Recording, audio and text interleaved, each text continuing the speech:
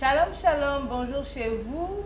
Je vous souhaite toute la bénédiction du Seigneur, où que vous soyez, quel que soit votre récepteur, à la maison, au bureau, chez un voisin, chez une voisine, à l'église.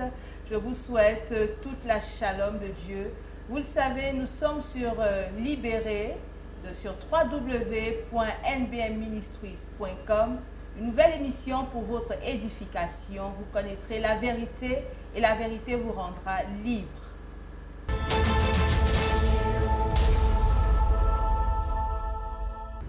Aujourd'hui, nous allons parler d'un thème qui n'est pas l'un des moindres.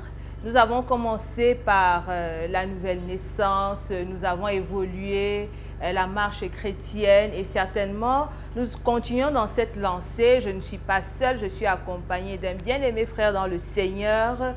Bonjour, pasteur. Bonjour. Et vous allez bien? Je vais bien par la grâce de Dieu. J'espère que vous vous sentez bien sur notre plateau. Ça va très bien, merci. Vous allez vous présenter à nos internautes. Ok, je vous salue tous dans le nom de Jésus. Je m'appelle Jean Autou, je suis missionnaire, serviteur du Seigneur Jésus. Amen. Et nous allons parler aujourd'hui, pasteur, d'un thème. Moi, je l'aime beaucoup parce que il faut toujours commencer par la base, n'est-ce pas? Il faut bien fortifier les fondations. Nous allons parler de comprendre ce que c'est que le salut, comprendre le salut, parce qu'il ne faut pas se lancer dans les choses de manière hasardeuse. On parle de salut, on parle de donner sa vie à Jésus, on parle de vie après la mort, on parle de tellement de choses. Il faut comprendre ces choses dès le fondement pour ne pas se retrouver dans... Enfin, ce n'est toujours pas gai de se retrouver ignorant dans quelque chose, n'est-ce pas?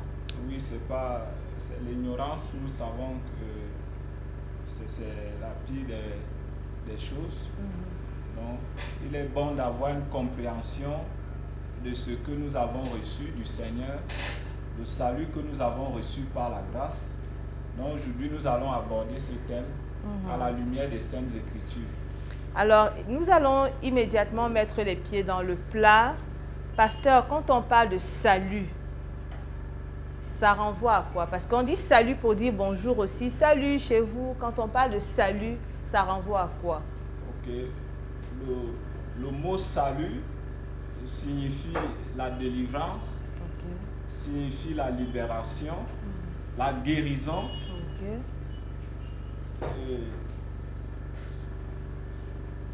C'est être sauvé. Être sauvé d'un péril, d'un danger imminent.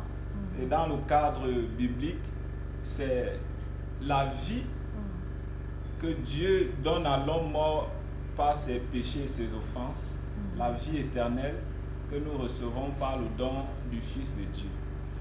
On l'a déjà dit dans les émissions précédentes, si de toute votre existence, il n'est jamais arrivé un moment où vous vous rendez compte que votre vie sans le Seigneur Jésus n'a pas de sens, si vous n'êtes jamais arrivé à ce moment où vous dites « Seigneur Jésus, je veux que tu deviennes le sauveur de ma vie », alors vous n'êtes pas encore sauvé. Donc on a déjà passé cette étape-là, donc on considère que vous connaissez l'étape préliminaire de ce que c'est que le salut. Maintenant, nous entrons dans la définition proprement dite de toutes les ramifications. Le salut renvoie à quoi? Est-ce que lorsqu'on est sauvé, il y a un nouveau statut? Est-ce qu'on change de visage? Est-ce que qu'est-ce qui se passe en fait? Quels sont les produits du salut dans notre vie?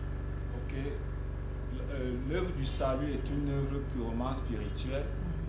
D'abord, bien que le salut ait un impact dans la vie de l'homme dans tous ses domaines, c'est-à-dire esprit, âme et corps, mais le salut commence à toucher d'abord à l'esprit de l'homme, son âme, et la transformation matérielle, physique aussi s'accompagne.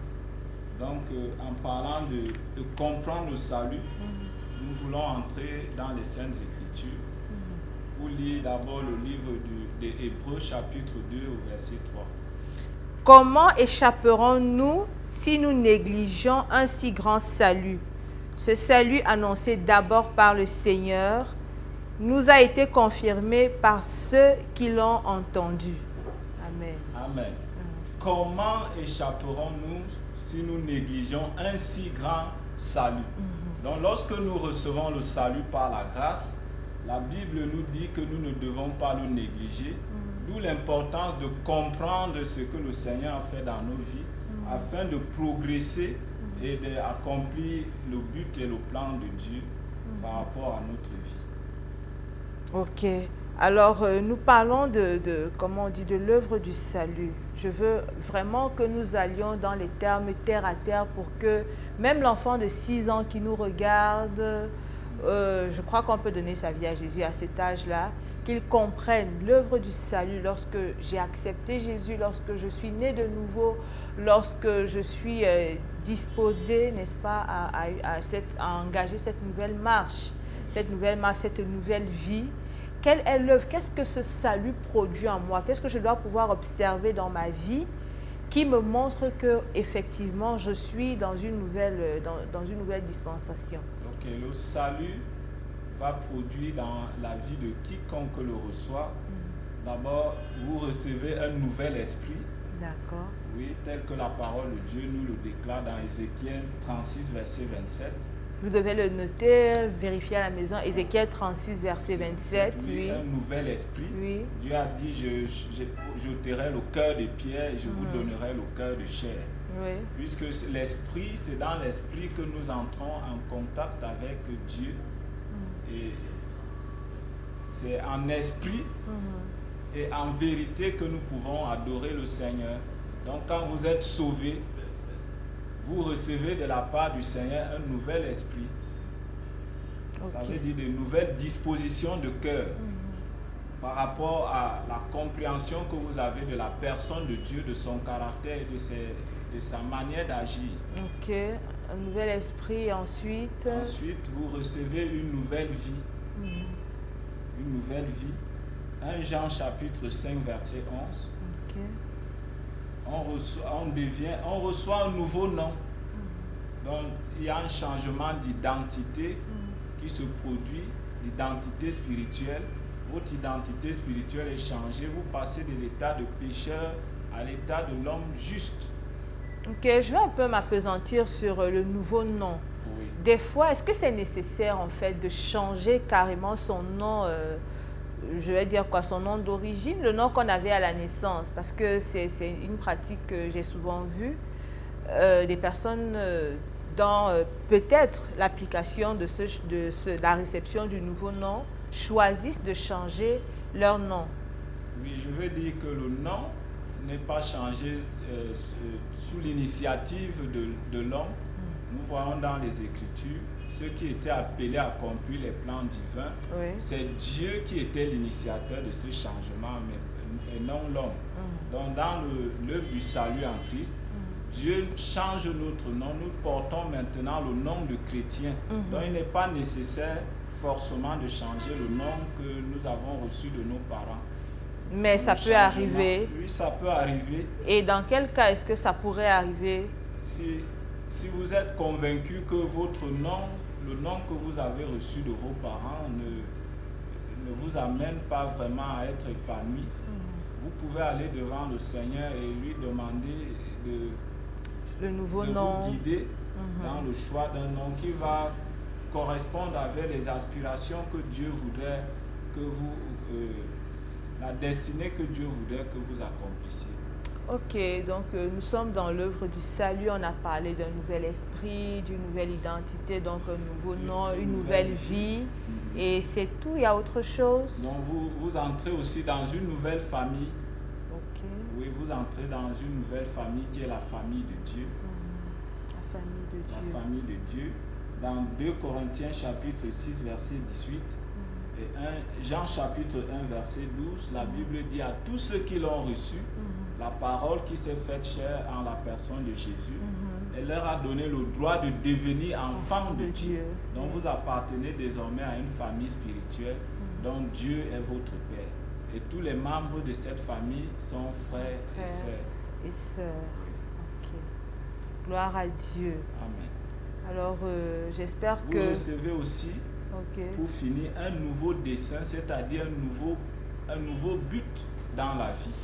Parce que la parole dit que les pensées de Dieu ne sont pas nos pensées et ses voies ne sont pas nos voies. souvent nous naissons, nous avons des projets, mais il arrive que Dieu peut avoir planifié autre chose pour vous. Donc, étant maintenant enfant de Dieu, vous devez épouser, accepter le dessein de Dieu. Le dessein de Dieu pour votre vie. Je vais prendre un exemple, si vous le permettez. Celui avec la vocation de Pierre, l'appel de Pierre et des autres disciples. Jésus leur a dit, désormais je fais de vous des pêcheurs d'hommes. Vous ne serez plus pêcheurs de poissons. Donc ils ont reçu un nouveau dessein, un nouveau plan de vie de la part du Seigneur. Ok, ben, ça c'est merveilleux. Alors quand on reçoit ce nouveau dessein-là, j'espère que, je me dis que nous aurons certainement un nouveau numéro où nous allons parler de ça, du nouveau dessein de Dieu, des plans de Dieu pour nos vies.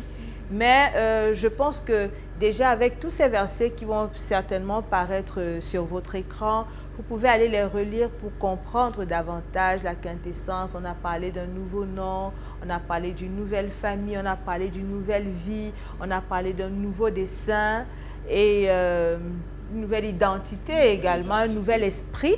Donc voilà toute l'œuvre du salut dans votre vie. Et je vous invite vraiment à vérifier ou alors à vous rassurer que tout cela est effectif. Je pense que ce n'est pas l'un ou l'autre, c'est tout un paquet, je crois. Oui, c'est tout un paquet. Dieu a fait une œuvre parfaite. Jésus, il a dit tout est accompli.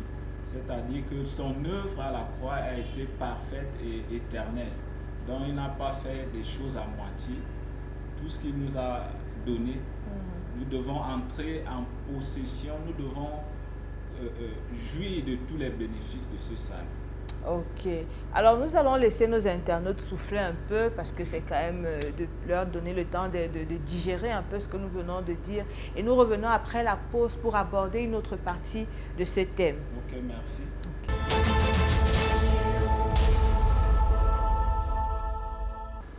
De retour sur ce plateau, pasteur, vous êtes encore là, c'est une bonne chose. Nous allons aborder un autre point. Moi, j'aimerais savoir, vous avez parlé au départ de recevoir le salut par la grâce, ce qui pourrait, par le moyen de la foi. Oui.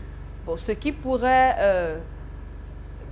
dire, ça pourrait impliquer qu'on ne le cherche pas, ou alors, comment dire ça, on ne fait pas d'effort pour l'obtenir. C'est une grâce, c'est un privilège que Dieu nous fait d'accéder au salut. Mais je voudrais savoir, après avoir reçu cette grâce-là, est-ce que nous avons une responsabilité particulière vis-à-vis de notre salut ou alors c'est acquis, c'est acquis?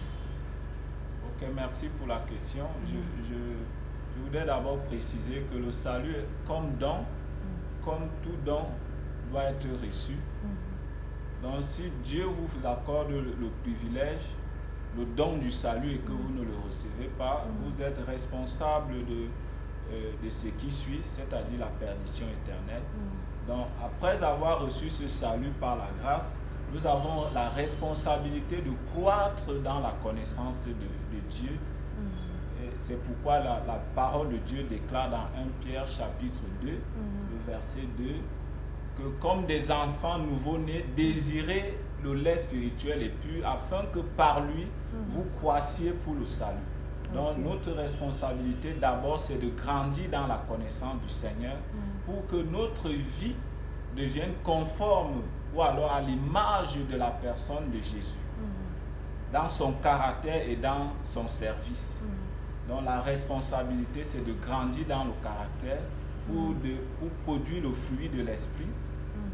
Et la seconde responsabilité a trait au service, c'est-à-dire de rendre témoignage du salut que nous avons reçu. Alors, nous devons le partager, nous devons faire connaître les merveilles de Dieu aux autres, afin qu'eux aussi puissent avoir accès à la bénédiction de Dieu. Mais moi, je voudrais davantage comprendre, notre responsabilité, c'est de croître, chercher à croître dans la connaissance. Mais comment est-ce qu'on fait? Comment est-ce qu'on s'y prend? De manière pratique, comment est-ce qu'on se prend pour croître? Oui, pour grandir dans la connaissance de Dieu, il y a des éléments que nous devons, des choses que nous devons mettre en pratique. l'étude et la méditation quotidienne de la parole de Dieu et surtout la mise en pratique de cette parole, parce que vous pouvez étudier la Bible, vous pouvez la connaître, mais si vous ne la pratiquez pas, vous ne pouvez pas grandir. Et c'est pour cela, en Jean chapitre 13, le verset 17, Jésus dit, vous êtes heureux si vous qui connaissez ces choses, si vous les mettez en pratique. Donc, la parole de Dieu, la prière, oui, nous devons communiquer avec Dieu dans la prière. Ça permet que nous puissions grandir. Nous devons passer du temps dans sa présence. Je vais poser la question pour un internaute, par exemple, qui est en train de nous regarder, qui nous écoute, qui a certainement reçu le Seigneur, qui a envie de communier, qui a envie de lire sa Bible, qui a envie de méditer, qui veut prier, qui veut faire toutes ces choses, qui veut témoigner, mais il ne sait pas comment s'y prendre.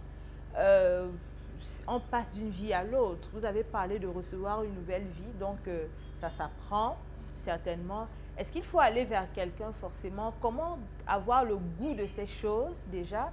Et aussi, comment savoir, comment on apprend à le faire? Comment on réussit à le faire et à bien le faire?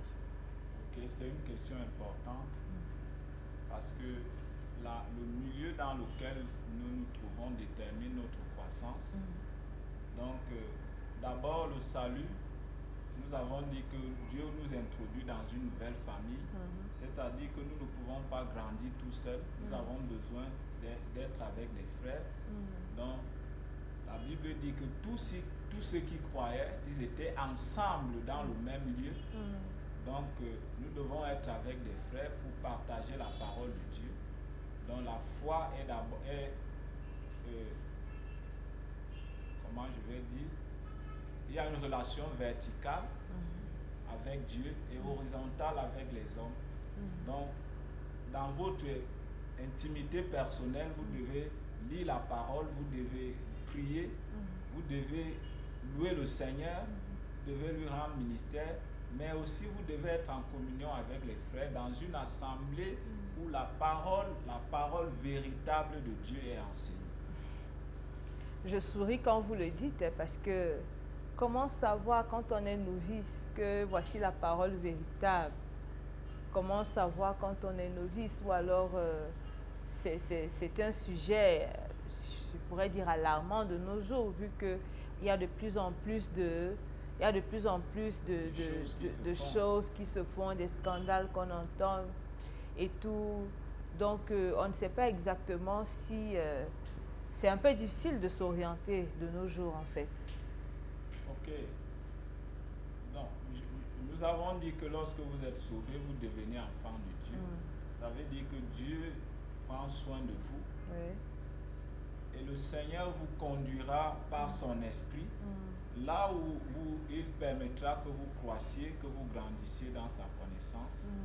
Si vous vous laissez conduire par le Saint-Esprit, Dieu vous préservera de ces choses, de ces scandales. Okay. Donc cela dépend de votre attitude de cœur, votre détermination à servir le Seigneur dans la vérité. Le reste, Dieu vous canalisera. Pasteur, il y a une autre chose que vous avez dit qui a attiré mon attention, Oui. Que la croissance dépend du milieu dans lequel on se trouve.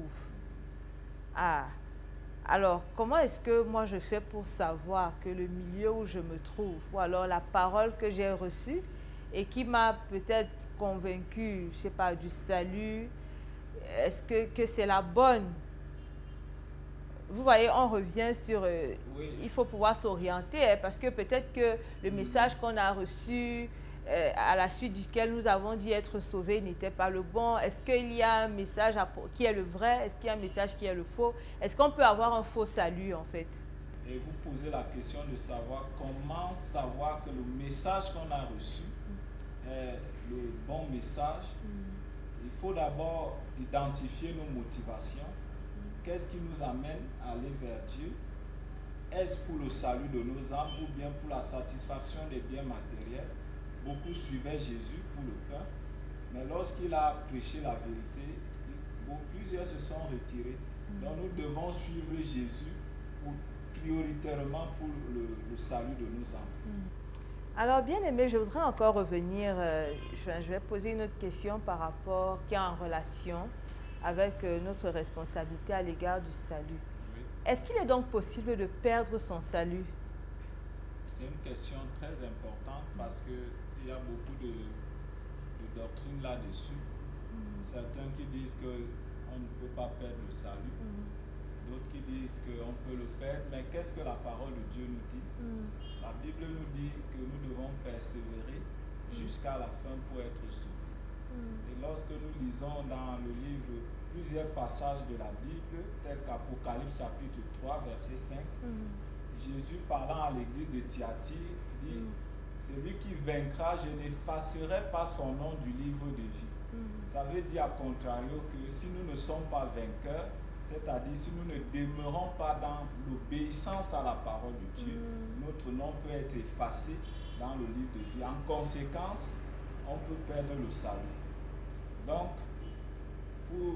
pour cela, nous devons demeurer dans l'obéissance à la parole de Dieu en vivant une vie séparée, séparée du péché, séparée des désirs de la chair qui sont contraires aux désirs de l'esprit, séparée du monde, car il dit, vous êtes dans le monde, mais vous n'êtes pas du monde. Donc voilà la responsabilité du chrétien.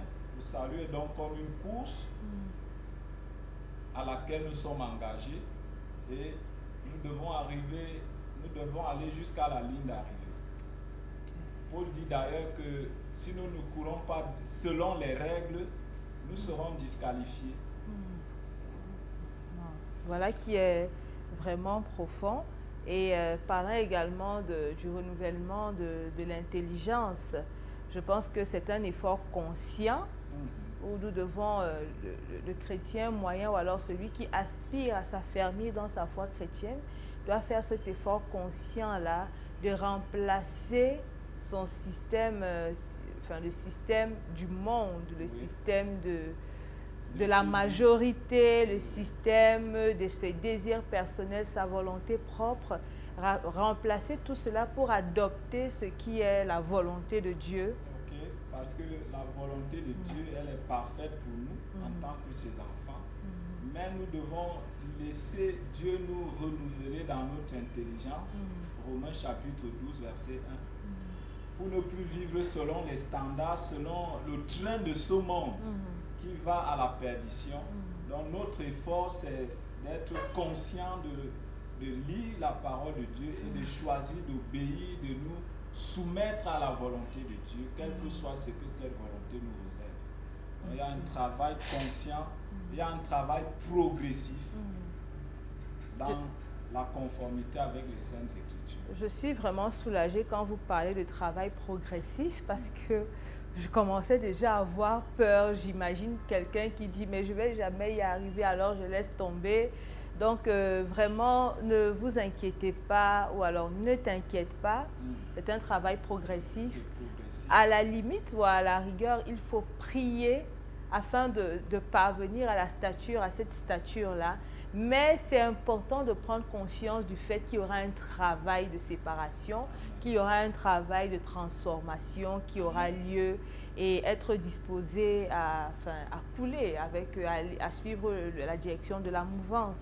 C'est bien cela si je me trompe. Oui, et cela dépend de votre degré d'attachement, votre amour pour le Seigneur, en regardant et étant conscient du prix fort qu'il a payé pour nous sortir du péché, de sa puissance et de ses conséquences dans le temps et dans l'éternité. Alors, ce que je vais simplement dire, c'est que la vie, il n'y a pas de neutralité. La vie, c'est un choix, c'est une affaire de vie ou de mort. C'est soit vivre avec Christ, soit ne pas vivre, ou alors périr sans Christ. Donc, le choix est le vôtre, toi qui me regardes, le choix est le tien. Tu fais un choix et il faut savoir, dans tous les cas, que le Seigneur est fidèle. Il est amour, il ne vient pas pour notre destruction, il vient au contraire pour notre salut, Amen. Ce dont nous venons de parler. Et quand il vient, on a dit que le salut, ça veut dire délivrance. La délivrance. Voilà, donc on réussit à être délivré de ses passions charnelles, on réussit à être délivré du monde, on réussit à être délivré de ce qui nous détruit, on réussit à être délivré de la mort éternelle. Et elle vient, le salut, il vient dans notre vie et ne nous laisse pas tel quel. On a un nouveau nom, on a une nouvelle identité, on a un nouvel esprit, on peut communier avec Dieu, on a une nouvelle famille et on a même la possibilité quelque part de transformer, de permettre que notre famille biologique soit transformée. Et si c'est bien cela. Oui, j'en ai parlé. Notre famille biologique peut être... Nos responsabilités, c'est d'être la lumière du monde, c'est-à-dire du milieu dans lequel Dieu nous a positionnés. Éclairer les autres par notre vie pour qu'eux aussi voient la gloire de Dieu. Amen. Alors, c'est sur ces mots-là que nous allons conclure. Aujourd'hui, nous avons parlé de ce que c'est que le salut, comprendre le salut. Nous avons une série de thèmes semblables pour permettre une bonne édification, pour permettre le renforcement de nos fondements dans la foi. Et c'est sur www.nbmministries.com.